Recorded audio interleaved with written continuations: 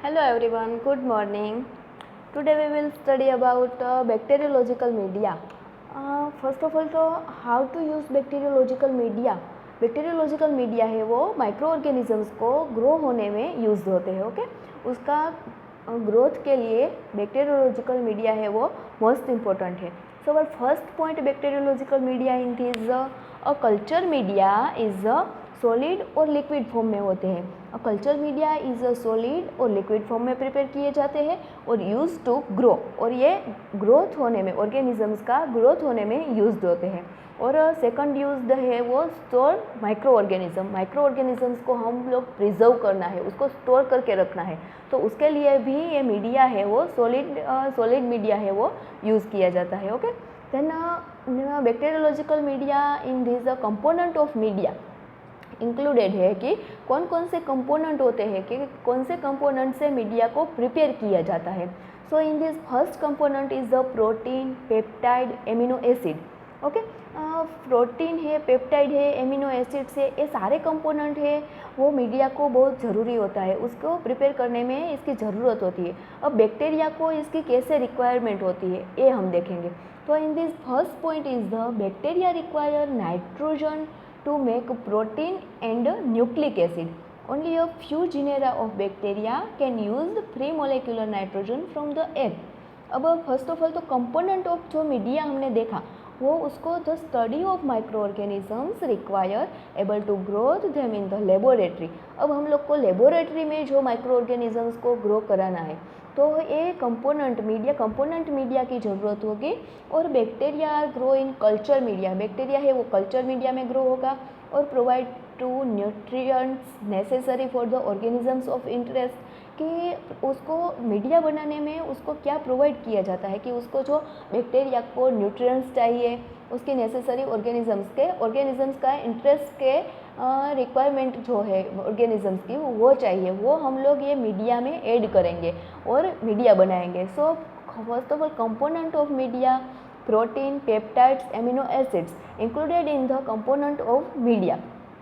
सो first point हमने देखा कि bacteria require nitrogen to make protein and nucleic acid. Bacteria है उसको नाइट्रोजन की रिक्वायरमेंट होगी. नाइट्रोजन क्यों? क्योंकि वो नाइट्रोजन है उसमें से प्रोटीन और न्यूक्लिक एसिड से वो बनाते हैं, इसलिए बैक्टीरिया को नाइट्रोजन की रिक्वायरमेंट होगी. एंड सेकंड पॉइंट ये बताया है कि only a few genera of bacteria की बहुत कम जीनेरा ऐसी है कि वो can use the free molecular nitrogen from the air, कि वो फ्री मोलेकुलर नाइट्रोजन मीन्स के प्योर फॉर्म में नाइट्रोजन जो एनवायरनमेंट में होता है वहाँ से यूटिलाइज करते हैं, वो नाइट्रोजन का यूज़ करती है. ऐसी बहुत कम जीनेरा है कि जो नाइट्रोजन का यूज़ करती है. बाकी सारी जीनेरा है बैक्टीरिया के, सारी स्पीसीज़ है वो नाइट्रोजन में से प्रोटीन और जो न्यूक्लिक एसिड बनता है उसको यूज़ करते हैं. Then next point require nitrogen in the organic और इनऑर्गेनिक फॉर्म. अब बहुत सारी स्पीसीज ऐसी होगी कि उसको नाइट्रोजन है वह ऑर्गेनिक और इनऑर्गेनिक फॉर्म में उसकी रिक्वायरमेंट होगी.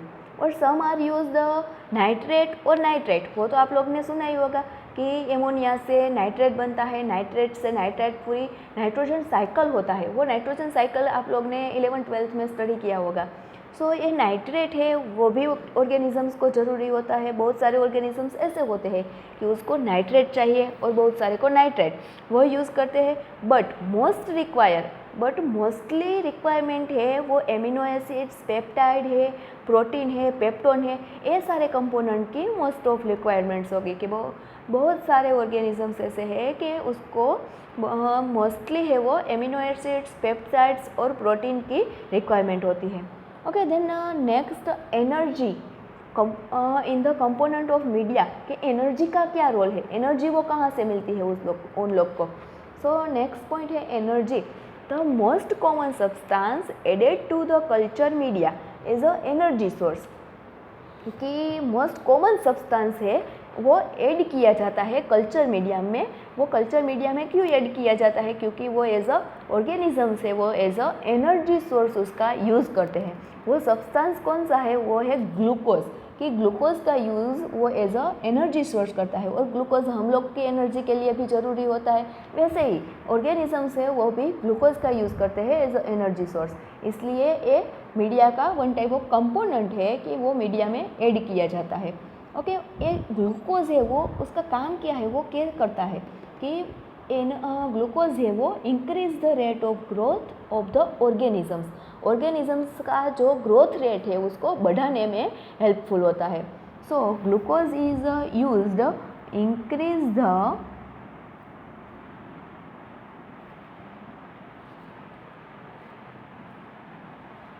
rate of growth of organism.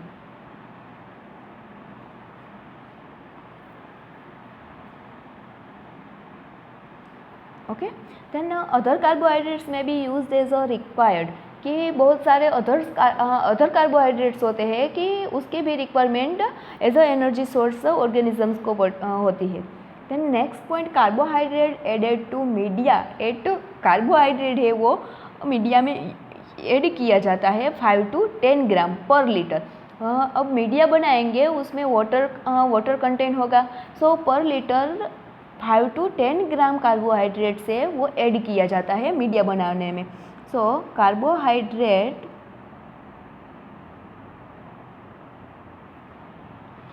Added to media at 5 to 10 grams per liter are usually present as a biochemical substrate to detect the production of specific enzyme in the identification of organisms. अब organisms का identification में specific enzyme कौन सा है कि उसके production में वो यूज्ड होता है, एंजाइम का जो प्रोडक्शन होता है उसके डिटेक्शन के लिए ये सबस्ट्रेट है वो यूज़ होता है। Okay, then it is usual to added pH indicator to such formulation, कि उसके फॉर्म्यूलेशन के थ्रू उसमें पीएच इंडिकेटर है वो ऐड किया जाता है। It is usual to add pH indicator to search formulation. उसके फॉर्म्यूलेशन के लिए पीएच इंडिकेटर को ऐड किया जाता है। Then next, essential metals and minerals है in this component of media में इंक्लूडेड है essential metals and minerals. So third one is essential metals and minerals. Okay, essential metals and mineral in this the inorganic essential components जो होते हैं वो culture media को एर many and can be divided on a semi quantitative basis, कि जो inorganic essential component है culture media के वो बहुत सारे ग्रुप में वो डिवाइडेड होते हैं on a semi quantitative base पे। Okay, so our first point, the inorganic essential components of culture media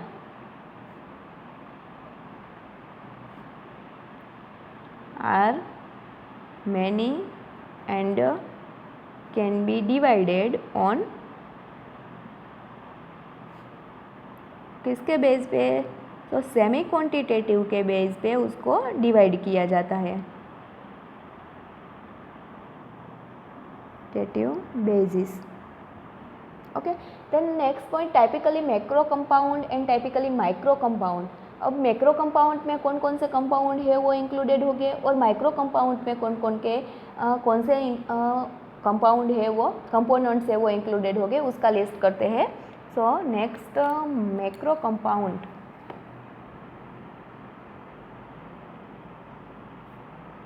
Macro components in these included sodium, potassium, chlorine, phosphorus, sulfur, calcium, magnesium और manganese, iron, ये सारे components है वो macro amount में, macro typically macro components में included है।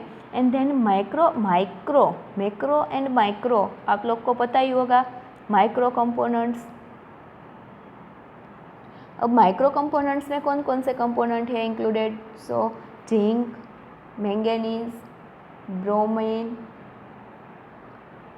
Boron, copper, cobalt, molybdenum, ये सारे कंपोनेंट्स है वो माइक्रो कंपोनेंट्स में इंक्लूडेड हो गए। Then as a previously mentioned formulation में not have specific metal and minerals listed in its formulation. In such cases it is assume that all the factors require, बहुत सारे factors है कि वो required होते हैं, are present in the hydrolysate, buffer and agar compound. इन सब में प्रेजेंट होते हैं, बहुत सारे फैक्टर्स है, उसकी रिक्वायरमेंट होती है। ओके, सो ये था essential metals and minerals in this micro compound and macro compound. Then fourth one is the buffering agent included in the components of media.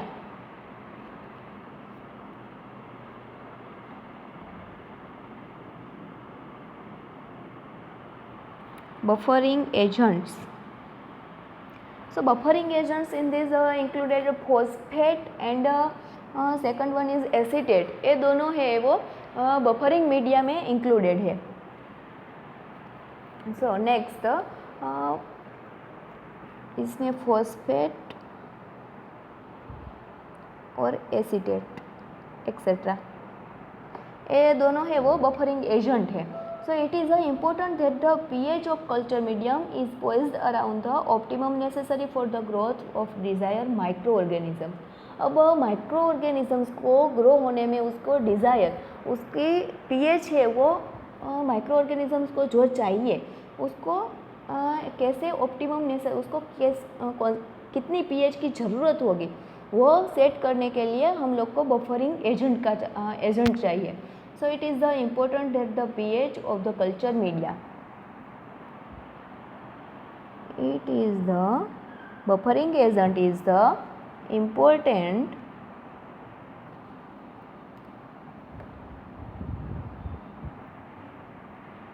that the pH of a culture media, जो media होता है उसकी pH set होनी जरूरी है. Okay, then next point, the use of buffer compound at a specific pH value is specially necessary when fermentable carbohydrates are added as a energy source. अब आगे ही हम लोग ने देखा कि कार्बोहाइड्रेट है वो एज अ एनर्जी सोर्स इसमें ऐड किया जाता है. सो उसको ध्यान में रख के हम लोग को pH को सेट करनी होती है.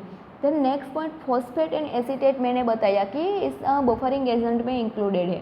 सो फॉस्फेट और एसीटेट साइट्रेट, ज्विटरायन कंपाउंड से, ये सारे कंपाउंड से एंड स्पेसिफिक एमिनो एसिड से, ये सारे बफरिंग एजेंट्स के एग्जांपल्स हमने देखे. दैट में be added to culture media, कि वो कल्चर मीडिया में ऐड किया जाता है.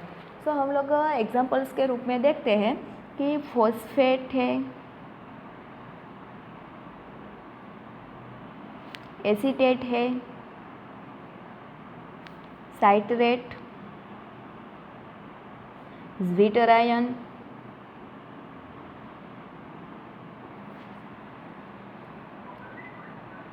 कंपाउंड्स एंड स्पेसिफिक है वो एमिनो एसिड होता है.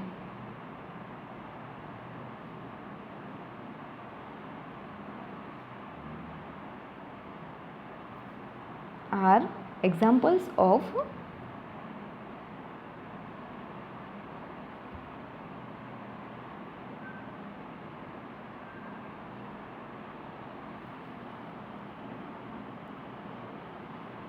Buffering agent. ये सारे बफरिंग एजेंट्स के एग्जाम्पल है कि जो कल्चर मीडिया में ऐड किए जाते हैं. ओके, देन नेक्स्ट है indicator for pH change.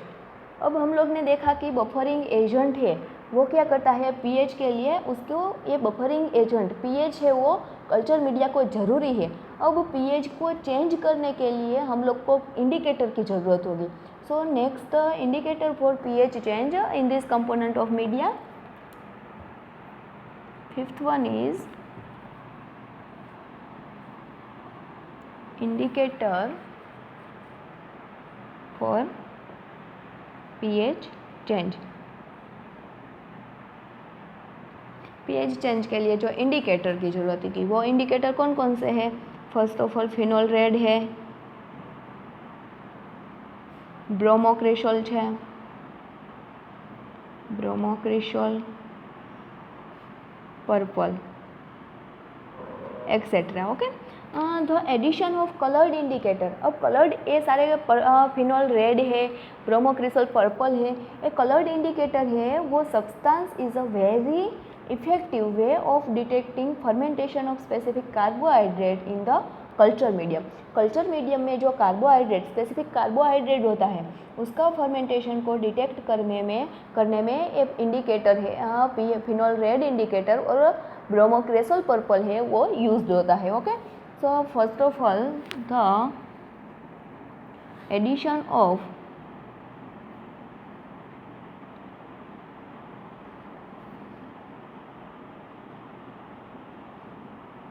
colored indicator substance is very effective for detecting fermentation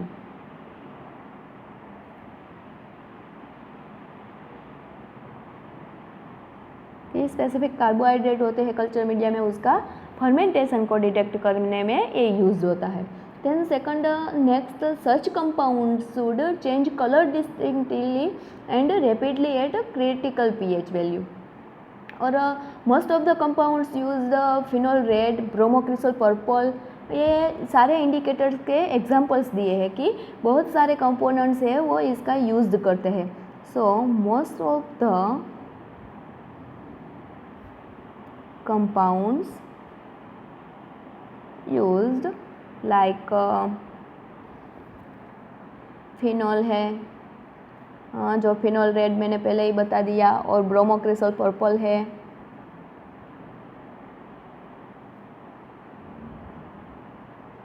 then इसके अलावा है फ्यूटसिन, ओके एक्सेट्रा। ये सारे हैं वो कंपाउंड्स के लिए बहुत ज़रूरी होते हैं। ये सारे हैं वो टॉक्सिक होते हैं and it is essentially to use low concentration. ये टॉक्सिक होते हैं इसलिए इसका लो कॉन्सेंट्रेशन में यूज़ किया जाता है। और ऑफ प्री स्क्रीन्ड बैचेस और सेंसिटिव जो स्ट्रेन होता है माइक्रो ऑर्गेनिजम्स का वो used in the screening test, कि जो माइक्रो ऑर्गेनिजम्स का स्क्रीनिंग किया जाता है उसकी टेस्ट के लिए ज़रूरी होता है। ओके, देन नेक्स्ट वन है सिलेक्टिव एजेंट, कि कौन कौन से एजेंट है in this components of media, ये हम देखेंगे। 6 one is selective agent.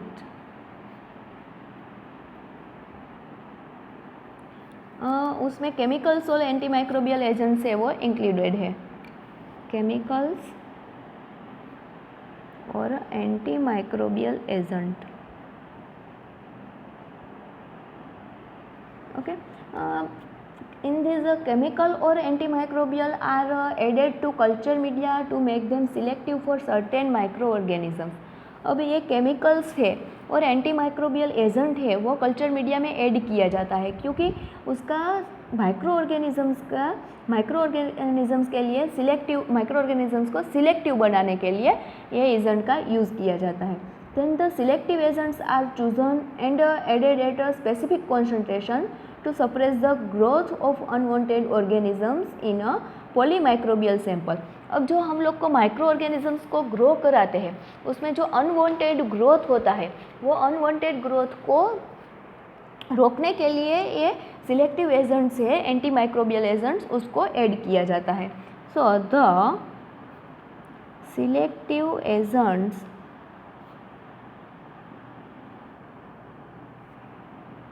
are chosen and added at specific concentration। उसके स्पेसिफिक कॉन्सेंट्रेशन के साथ उसको ऐड किया जाता है। Okay, to suppress the growth of unwanted organisms. For क्यों? अनवांटेड ऑर्गेनिजम्स के लिए उसको ऐड किया जाता है।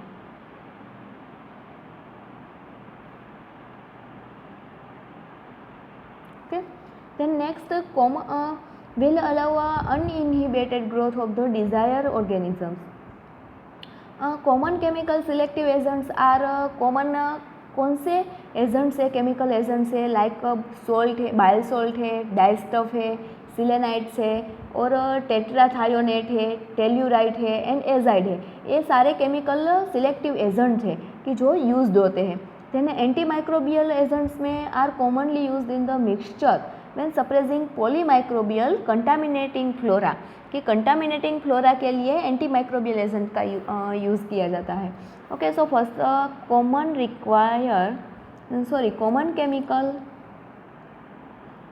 केमिकल है वो सिलेक्टिव एजेंट कौन कौन से है वो देखते हैं. फर्स्ट ऑफ ऑल तो chemical selective agent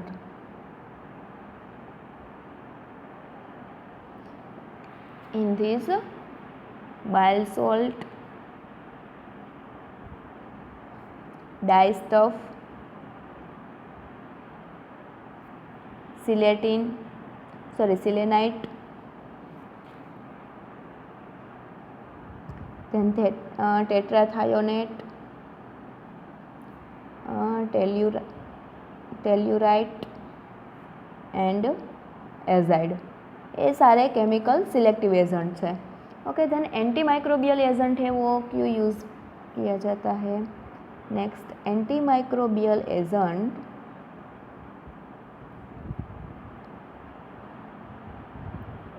are commonly used in mixture. जो माइक्रो ऑर्गेनिजम्स हम लोग ग्रो कराते हैं उसमें क्या आता है कि कंटामिनेशन आता है, कंटामिनेशन फ्लोरा है, उसको रोकने के लिए ये एंटीमाइक्रोबियल एजेंट्स की ज़रूरत होगी है. Okay, mixture suppressing contaminating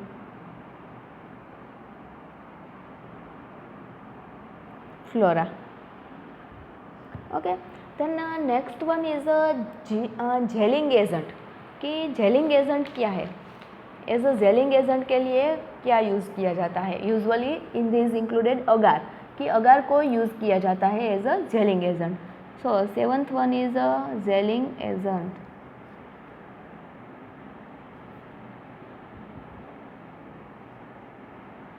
in this included agar. जो अगार पाउडर होता है वो जेलिंग एजेंट के रूप में यूज़ किया जाता है. Although gelatin is still used for a specific media and arrange alginates, silica gel and polyacrylamide are sometimes used as a gelling agent. As a gelling agent कौन कौन से क्या यूज़ किया जाता है वो हम देखेंगे. एज अ जेलिंग एजेंट के अंदर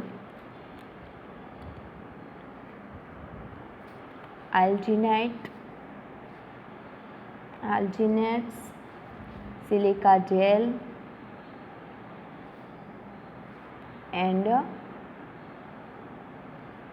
polyacrylamide are used as a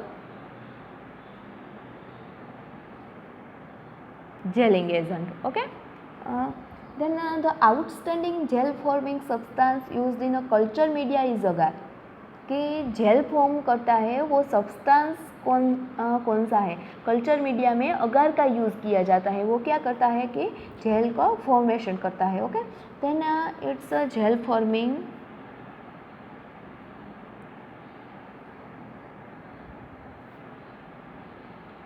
substance is the agar. Okay, then the outstanding gel forming substance used in the culture media is agar. Its internals to microbial action, the unique setting and melting temperature like 38 to 84 degree ज़रूरी होता है कि उसको melt करने में ये temperature ज़रूरी होता है. The high gel strength which allow low concentration of agar to be used, its clarity and low toxicity have contributed to its wide popularity with microbiologists.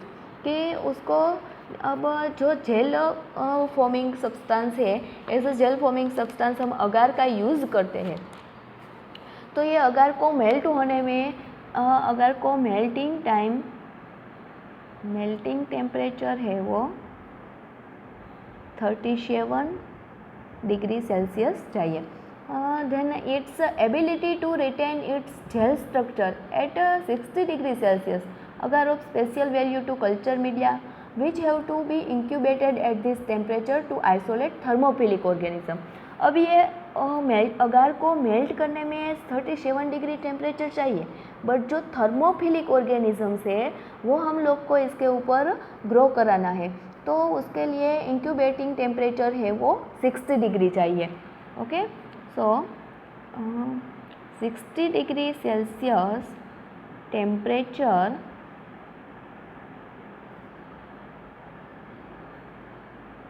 For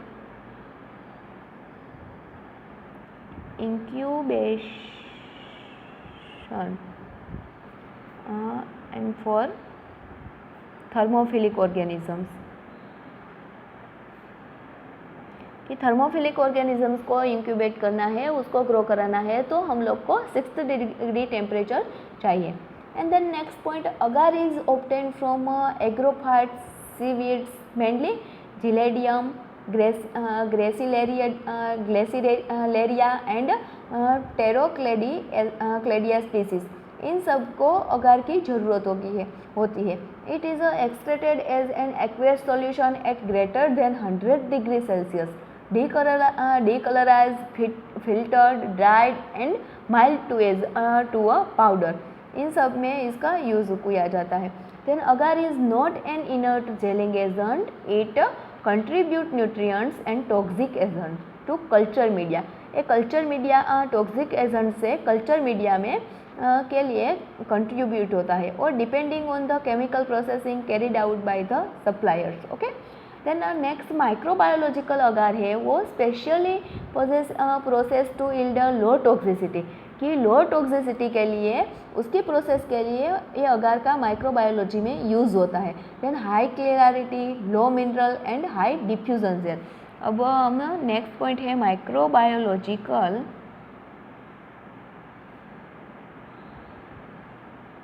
ये अगार है वो क्यों यूज होता है। Yield low toxicity,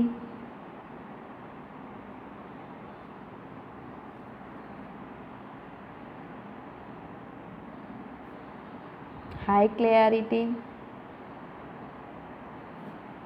and high diffusion jail.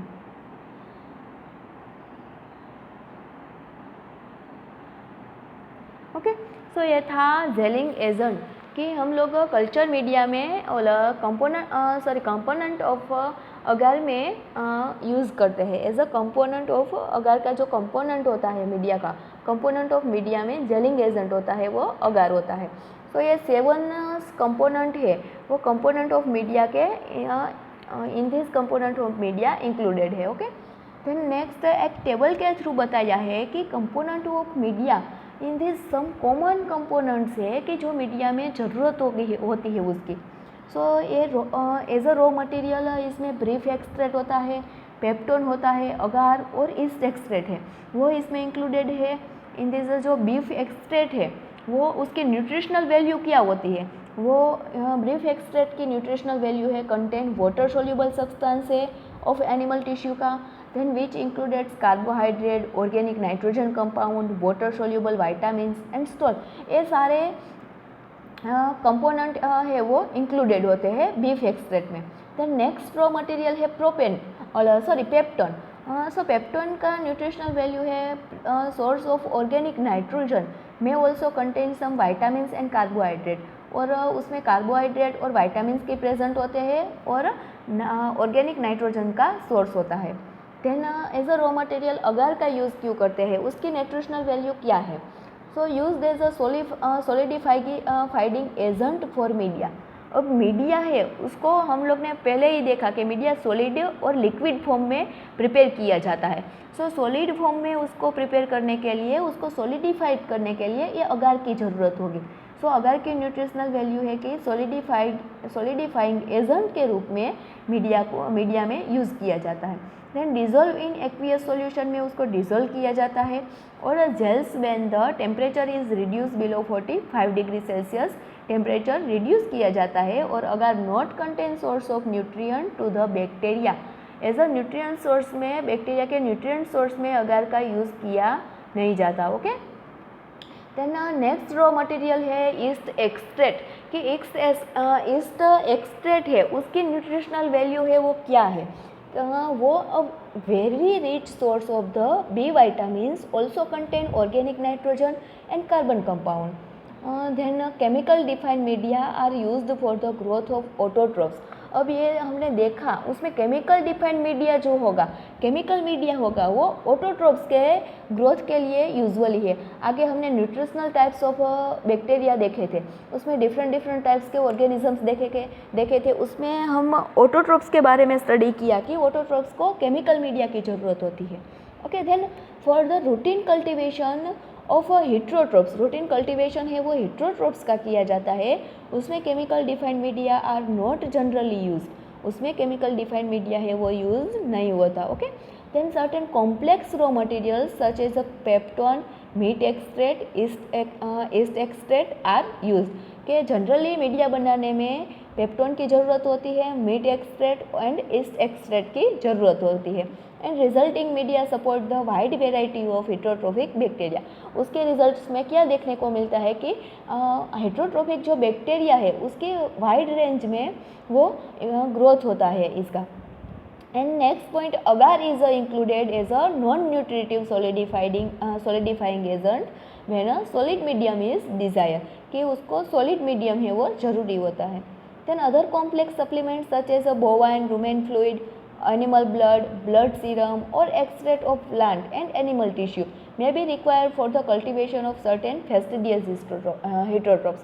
के heterotrophs के cultivation के लिए ये सारे जो हमने देखा कि प्लांट है, एनिमल टिश्यू है, ब्लड सीरम है, ये इन सब की ज़रूरत होती है कि कल्टीवेशन ऑफ हेट्रोट्रोप्स में। ओके, सो ये सब हमने कंपोनेंट ऑफ मीडिया के बारे में आज देखा कि फर्स्ट हमारा टॉपिक क्या था, बैक्टीरियोलॉजिकल मीडिया, उसमें कैसा कौन कौन से कंपोनेंट का यूज़ किया गया है, ये इन सब के बारे में हम लोग ने स्टडी किया। ओके, सो कल हम नेक्स्ट लेक्चर में क्लासिफिकेशन ऑफ मीडिया के मीडिया को कौन कौन से उसका क्लासिफिकेशन किया गया है कि कौन कौन से ग्रुप में उसका क्लासिफिकेशन किया गया है, उसके बारे में हम नेक्स्ट लेक्चर में देखेंगे। Okay, thank you.